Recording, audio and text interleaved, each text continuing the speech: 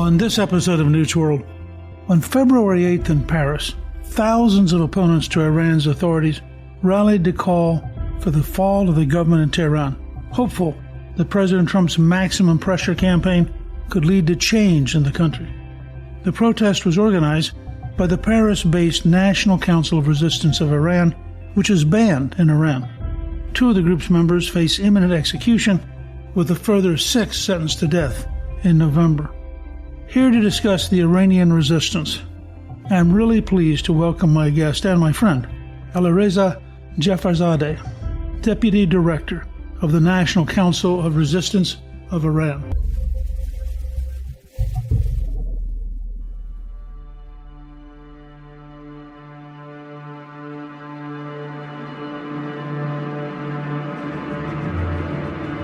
Alireza, welcome, and thank you for joining me on Newt's World. Thank you so much, Speaker Gingrich. You have been a great supporter of the people of Iran since the days that you were in the House. Even before you became the Speaker in the House, you always supported freedom in Iran. You always supported our movement. You countered the challenge that were posed at that time by the so-called moderates, and there were people who were trying to justify reaching out to the Iranian regime under different pretexts, and you stood firm against that. And you stood on our side, and we really appreciate it. It goes back to, decades. So really appreciate what you've done so far. Well, I never forgot a conversation I had with Secretary of Defense Bob Gates, who had been a deputy in 1979 negotiating with the new Iranian dictatorship. And he said, based on his experience, there were no moderates in the regime, and anybody who thought there was simply did not understand the nature of the regime. So I have found in my experience that the National Council of Resistance of Iran has remarkable ties inside the country and has a tremendous amount of information about what's going on. Can you talk about the use of Iran's space program as a cover for their nuclear activities? The NCRI has a great network of support, mostly based on their main pivotal member organization within the Parliament in Exile, which is known as the Mujahideen Khalq, or the MEK. They have a network all over the country, and they have been very consistent in showing what the Iran regime is up to, not just on the nuclear side, but on all sides, on terrorism, on their killings inside Iran. Now, this is the same movement that exposed all the major nuclear sites of Iran in August of 2002, the nuclear site in Natanz and Iraq, which actually triggered, for the first time, the inspections of Iranian nuclear sites by the UN nuclear watchdog, the IAEA, that has continued ever since. Now, the new information that we got, that we just released, was that the Iran regime has been using the space program as a camouflage to hide their very extensive nuclear weapons program, actually building nuclear warheads. They have been working on solid fuel missiles with a range exceeding 3,000 kilometers that are being manufactured at 2 sites in Shahrud and Semnan, that they were known to be as missile sites, and the regime always portrayed them as being the sites that they're launching missiles for satellite to put in the orbit. But in reality, we found out that the top organization that is in charge of building nuclear weapons, known as Organization for Advanced Defense Research, or SPAND, SPND, which we first exposed in 2011 and was later confirmed by the IAEA and designated by the U.S. government. That organization is all over these 2 sites in Semnan and Shahrud, and they are covering the building of nuclear warheads under the cover of launching a space program. Let me tell you this, Speaker, the nuclear program of the Iran regime has never been a peaceful one. It was always, since day one, it was meant to build the nuclear bomb for the Iran regime. And that process has continued. And I remember in 2002, when we first exposed in Washington the nuclear sites in Natanz and Iraq, that was an opportunity for the outside world to stop that program. But unfortunately, they went the other direction. They went to appease the regime. They giving them concessions and sat down and negotiating, and they basically legitimized the program. And this is where we are 24 years later, that the regime is really very close to building the bomb. Why do you think some people in the West talk themselves again and again into believing that you can trust the dictatorship? What do you think is the underlying rationale? Why do they do that? Well, it could be a number of factors. Definitely, I don't think they really understand the nature of this regime, that this regime is built on destruction, is built on basically two pillars. One is external, which is building nuclear weapons, the missile program, their terror operations, their proxy groups, their drone program, all of that. And then internally, they're relying on repression, killing their own opponents, killing any voices of dissent. That's how they operate, and that's how they speak with the outside world. This is not a rational regime that you can sit down and negotiate and say, okay, we give you this, you give us that. No, this regime is ideology. Its raison d'etre is based on those pillars that I mentioned. So that's why if you sit down with the Ayatollahs, you're going to end up legitimizing their terror operations. You end up giving them the chance. This regime has taken hostages since the 80s, and they got into negotiation with the outside world to give them money and resources in exchange for returning hostages, only to take a few more. So the West actually allowed the regime to make the hostage taking a very profitable business. And put yourself in the shoes of the Ayatollahs. Why would they give up hostage taking if it brings them revenue? That's why I think the outside world were always wrong in just looking at Iran through the prism of the regime itself, as though Iran is only about the Ayatollahs. No, the vast majority of the people of Iran are opposed to this regime. There is an alternative. There is an organized force trying to bring down the Ayatollahs and establish democracy and freedom in the country. And because they were so fixated in reaching out to the mullahs, they had to close their eyes to the opposition. And not only that, the number one demand of the Iran regime from their counterparts, whether the United States or Europe, was to harm the opposition. You fought the designation yourself in 1997. That was during the Clinton administration. They designated the very same movement that exposed all the major nuclear sites of Iran. They designated that as an FTO, foreign terrorist organization. It took 15 years for this movement to fight the designation, get Congress on its side, go through the courts and fight that designation and get off in 2012. Why would anyone want to harm those who are actual freedom fighters, who are fighting your enemy? So it's based on really this wrong perception that you're going to get something out of these mullahs. And I think after 5 decades, now is the time for the world to understand that the head of the snake of war and terror lies in Tehran. And the only way left for ending that terror is to crush the head of the snake. And of course, that's the responsibility of the people of Iran. And we will do it. The outside world, they just need to understand it and recognize the legitimacy of those who are fighting to bring change in Iran. Ayatollah Khamenei recently went on national television and said, when we say death to America, this is not a slogan. This is a policy. And then recently he said in a speech, negotiations with America do not solve any of our problems. I mean, given that, what do you think the impact will be of President Trump, who signed a national security presidential memorandum on February 5th, which says, quote, restoring maximum pressure on the government of the Islamic Republic of Iran, denying Iran all paths to a nuclear weapon, and countering Iran's malign influence abroad. What do you expect from the Trump administration, given that presidential memorandum? Well, certainly this is a big change, Speaker, in terms of policy, because this is the last thing that the Ayatollahs ever wanted. They wanted to have the ability to sell their oil and get all the revenue that they need so that they can fund their terror groups. They can increase the funding for the suppression of the population and actually buy legitimacy by that. When the maximum pressure policy is reinstated, that's a huge plus for the people and against the regime. But we need to understand that the situation now is very different than 8 years ago. This regime is highly vulnerable now. There is a very serious opportunity to not just counter the threat or limit the threat or limit the ability of the Iran regime with the maximum pressure policy brings, but also empower those on the ground who want to bring about change. You want to end the threat for once and for all. I mean, you don't want to punt it. You don't want to just delay it. You want to end it. The world shouldn't live in a coexistence with the epicenter of terror and chaos in the region.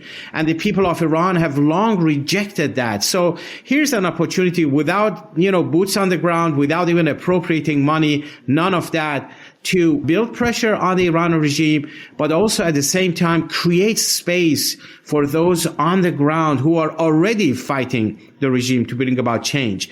And it's so important when I say on the ground, because, it's one thing to have critics and just talk about the problem of the Iran regime.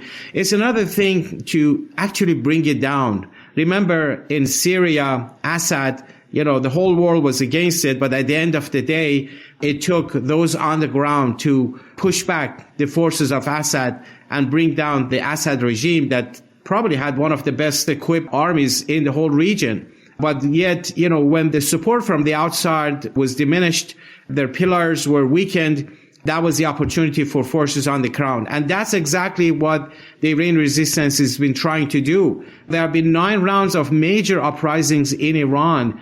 In all 31 provinces, people seek change. And at the forefront of that has been, the resistance units of the MEK. These are mostly young people who have been fighting the Revolutionary Guards, trying to target them and break down this aura of invincibility of the regime, to show the people that this regime is not 10 feet tall, that you can actually bring it down. That's where the investment should be. And that's exactly the opposite of what the regime wants to do. The regime is doing a huge amount of propaganda and demonization campaign against this very same movement that is trying to overthrow them and calling them cult, that they have no support, they're terrorists, they're this and that. And that's of course what you expect from the Iran regime. Right now there is a court set up by the Iran regime putting the leaders of this movement in absentia on trial, trying to create some kind of a legal precedence and use it against the Western nations, but also use that as propaganda to fend off the support of the youth in Iran for this movement.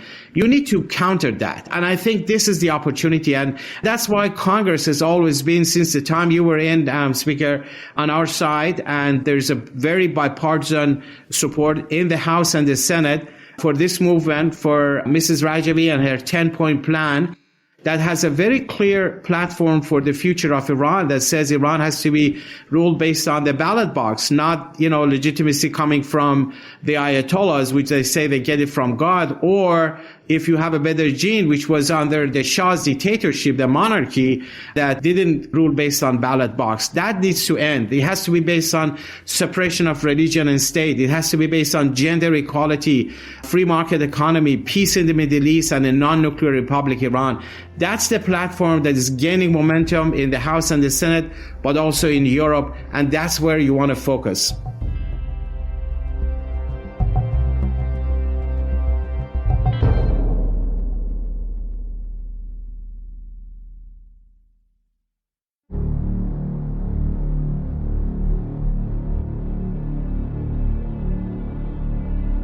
Israel Defense Minister Israel Katz warned of potential strikes on Iran's nuclear facility. What are your thoughts on the possibility of military action? How would that impact both Iran, Israel, and the broader Middle East? This is not a new issue. This issue has been going on for years, and people are thinking, okay, what's the solution to the nuclear threat of the Iranian regime? But I think especially since October of 2023, the world has realized that the threat of the Iran regime is not just limited to their nuclear weapons program.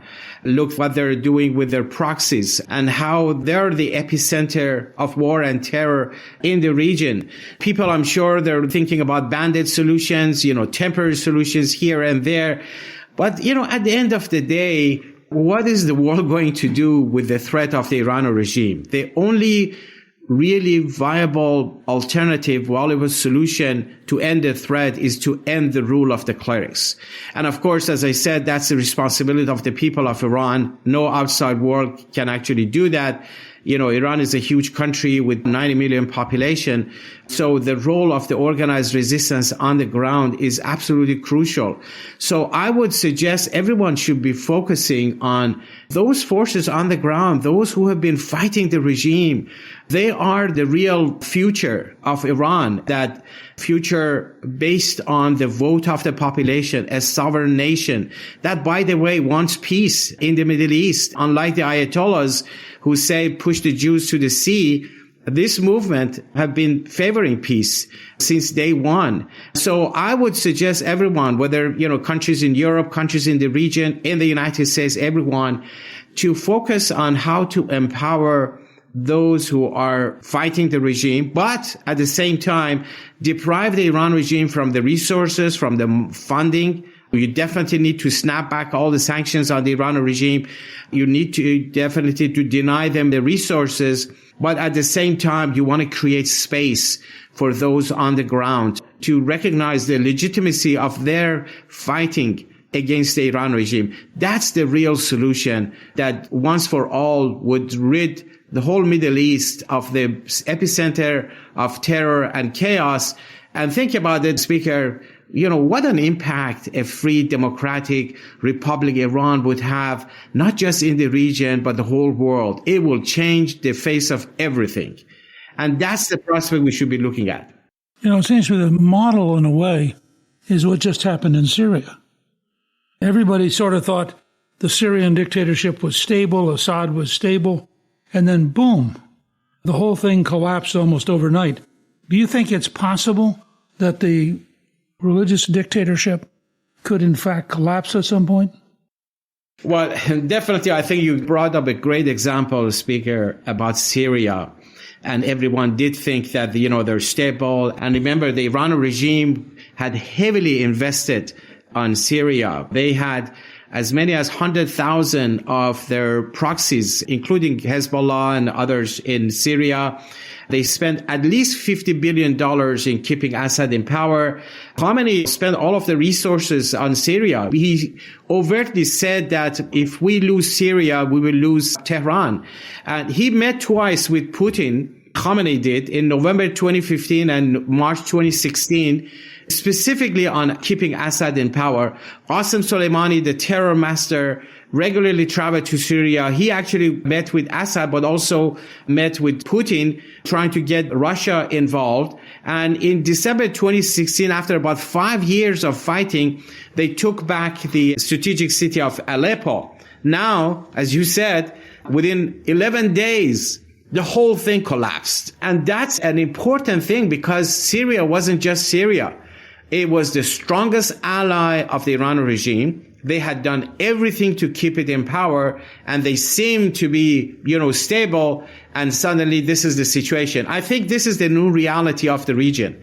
And that reality is definitely on the mind of Khamenei and the leaders of the Iran regime, but also has its own impact among the population.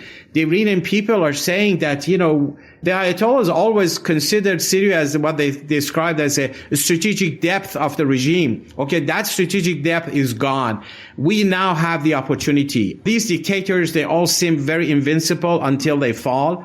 Remember the Shah that, he had all the military might. He was so arrogant that, he dissolved all the political parties and said, okay, there's a single party. It's my party. You are either a member of it or you go to jail. He had the Savak, he seemed to control everything until the population got it. And through a major revolution brought down that dictatorship. The same situation is with these Ayatollahs. They don't have the support of their people. They have lost the clout and the power of their proxies. And now is the opportunity. If the world really focuses on the regime and the threat of the Iran regime, I have no doubt whatsoever that this regime will be brought down by the people of Iran. This regime has never been so weak, and the organized resistance has never been this powerful. You're a major figure in the National Council of Resistance of Iran, and I have long supported the work of your organization. But I'm curious, for Americans, what do you consider to be the most significant achievements of the Council in advancing the cause of a free and democratic Iran? The Council, since 1981, actually introduced an alternative to the Iran regime. At the time that everyone was searching for moderates within the regime, they said, no, this regime must go in its entirety. They offered a platform that eventually was highlighted, the 10-point platform for the future of Iran. They address every single important issue related to Iran, whether it's the issue of the nationalities in Iran, the issue of women, the issue of religion. You know, Iran is predominantly Muslim, but they said, no, it has to be a secular government, separation of religion and state. They didn't just talk about these issues. They didn't talk about women equality. They implemented it in the council itself. You know, the majority of the members of the parliament in exile and the leadership are women. They talked about and they ratified platforms and plans for that. But also they have been extremely active in undermining the regime. We just talked about the nuclear program of the Iran regime. The world didn't know anything about the nuclear weapons program of Iran until this movement brought to the attention of the world. The IAEA inspections were triggered by this movement, and they have continued to do that. The missile program of the Iran regime was exposed by this movement. Their terror operations, what they were doing in Iraq and elsewhere, were exposed by this movement. But most importantly, they are the engine for change in Iran. They offer an alternative, and they are in the forefront of fighting the regime.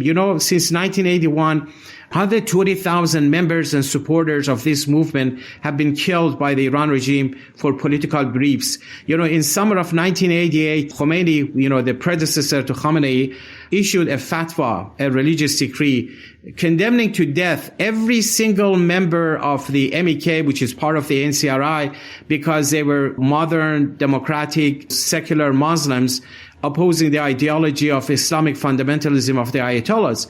And they killed as many as 30,000 political prisoners in summer of 88 within a matter of few weeks, hoping that this will end any kind of opposition in Iran. And yet, now you can see the children and the grandchildren of those who were killed in 1988 in the streets of Tehran and all the 31 provinces of Iran, continuing the engine for change. The most important, I think, accomplishment of this movement has been continued fighting force against the regime, and not just talking about change, but effecting change on the ground, having that network inside Iran.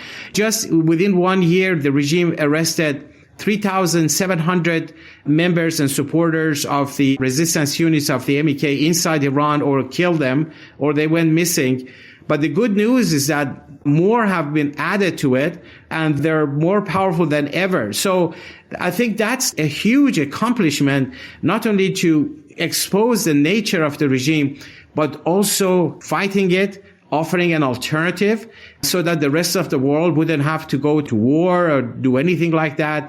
Rather, there is this genuine alternative on the ground that seeks no money or no boots on the ground and wants to bring about change in Iran, and has a platform that benefits the whole world. That's why it has the support of some 4,000 parliamentarians around the world, in Europe and everywhere else, but also the majority of the House here, and has been really a big galvanizing force outside of Iran as well, in addition to inside.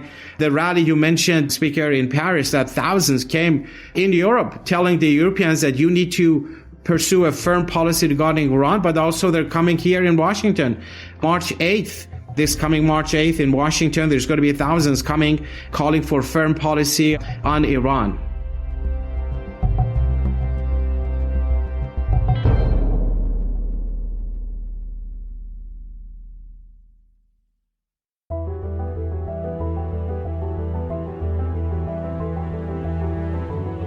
This month is the 46th anniversary of the fall of the Shah's dictatorship in 1979.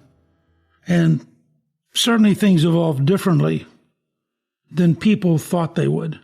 Could you talk first of all about what happened right after that and how we went from the notion of a collective, more open society to a religious theocratic dictatorship? I mean, that brief period was just amazing how rapidly it changed.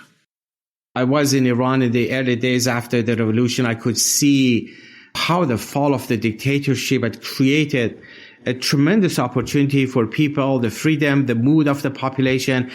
But you could actually at the same time see how rapidly the mullahs, who, by the way, came out of nowhere, stole the leadership of a genuine revolution. You know, when the uprising started, the mullahs had pretty much no role in it. Khomeini himself was in exile in Iraq until 4 months before the fall of the Shah.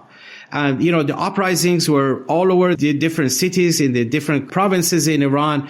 That's when Khomeini saw the opportunity, smelled the opportunity. He moved from Iraq to near Paris in Neufchâtel in October 78. And in February, he was in Tehran. And he stole the leadership of the revolution. Why? Because the Shah had eliminated the nationalist forces. He had put in jail the intellectuals. Anyone who was intellectual, who was secular, he killed them. Savak was running the show, but he kept the mosque intact. The mosques were not affected by the Shah. To the contrary, he actually helped the mosque in different cities because they were praising the Shah. All these clerics would get on the stage and just say how great the Shah was. And Shah was selling the support for the mullahs to the West, saying, okay, these mullahs are against communism. That's why I'm empowering them. I'm getting rid of intellectuals because, you know, he described them as Islamic Marxists and all of that nonsense. When the opportunity came, the only network that was intact that could take advantage of the situation was the clerics. And even though this revolution was not about establishing Islamic extremist ideology, but that created an opportunity and they stole it. In the first 2 years after the revolution, they put in jail intellectuals, the mullahs, and tried to dominate power, rallying people under the cover of anti-Americanism. They targeted people like the MEK that fought against the Shah as well. Their leaders were executed by the Shah, but they became the primary target of the mullahs. That's why I think what we have seen a clear deviation of a genuine revolution that was meant for democracy that ended up in theocracy. And I'm sure there are people, remnants of the Shah's dictatorship, but also the regime itself are trying to prop up the remnants of the dictatorship of the Shah, saying, oh, look, you know, the Shah was better than the mullahs, that he killed less people. And they're just trying to create a comparison, whereas the comparison is not like that. It should be between freedom and dictatorship. And that's why the regime has an interest in propping up the remnants of the dictatorship so that the outside world would not look at the real alternative, which is democracy. The alternative to this regime is not to go backwards to dictatorship of a monarchy, but rather to freedom, political pluralism, gender equality, and all of that. And that's why I think 46 years later, the desire of the people is still alive for freedom in Iran. Now they are more experienced. They have seen both the dictatorship of the Shah, but also the theocracy of the mullahs. And that's why the only choice left for the people is freedom and political pluralism and a republic form of a government. If you had to rank them, which has been more anti-human rights and oppressive, the Shah or the Ayatollahs? Well, you know, these were different eras. The Shah did the most he could do under the circumstances because, you know, he was an ally of the United States. There were certain limitations that he couldn't do at the time. I think he did the most he could at the time to put people in jail. And the Savak was created under the Shah. Evin prison, which is the most notorious prison right now in Iran, was built under the Shah. And he did everything he could, but that was the limit. Now, when the mullahs came to power, it was a whole new circumstances because Khomeini was using religion as a cover. He was building a network, trying to transform the benign Islamic groups in the region into very fanatic, anti-American, extremist groups. That's what they did, from Algeria to Lebanon. Look at Syria, look at Iraq, how they try to take advantage. And so, of course, under that situation, it gives the mullahs more leverage to kill more people. There were definitely more people killed under the Ayatollahs, creating these proxy groups around the world and inventing new ways of torture, even though the Shah had different ways of torturing, but the mullahs just basically surpassed that. And that's why I think it's an opportunity for the people of Iran to abandon their past and look for the future, but also it's an opportunity for the West because they have experienced both the Shah's dictatorship and also the current theocracy. And the answer is really a democratic, free republic, Iran, and what an impact it would have for the whole world. Alireza, I want to thank you for joining me. And I've known you a good while now, and I know how consistently you and the National Council of Resistance of Iran have worked to create a free, independent Iran that would be beyond the Shah, beyond the Ayatollahs, be an integrated part of the world in a positive way that would look out and would offer the people of Iran a dramatically better future. We're going to have on our show page your website at ncr-iran.org. Your website is a daily Iran news in brief, which I recommend to people as a quick look at what is happening each day in Iran. And I want to thank you for taking the time today to help educate our listeners. Well, thank you. I've known you for decades, and you have been very consistent yourself in highlighting the threat, but also highlighting the solution, because it may be easier to highlight the threat, but a lot more difficult to highlight the solution. But it also takes a lot of courage, and that's what you had. I've known you the same way when you were in the House and after that, and really appreciate what you're doing with these shows in spreading the word, educating everybody and pointing everyone to the right direction. And I'm very hopeful that Iran will soon be free, and we'll invite you and everybody else to come and see free and democratic Republic Iran. It would be fabulous to be able to spend next year in Tehran. Absolutely. Looking forward, Speaker. Thank you to my guest, Alireza Jafarzadeh. You can learn more about the National Council of Resistance of Iran on our show page at newsworld.com. Newsworld is produced by Gingrich 360 and iHeartMedia. Our executive producer is Garnsey Sloan. Our researcher is Rachel Peterson. The artwork for the show was created by Steve Penley. Special thanks to the team at Gingrich 360. If you've been enjoying Newsworld, I hope you'll go to Apple Podcast and both rate us with 5 stars and give us a review so others can learn what it's all about. Right now, listeners of Newsworld can sign up for my 3 free weekly columns at Gingrich360.com/newsletter. I'm Newt Gingrich. This is Newsworld.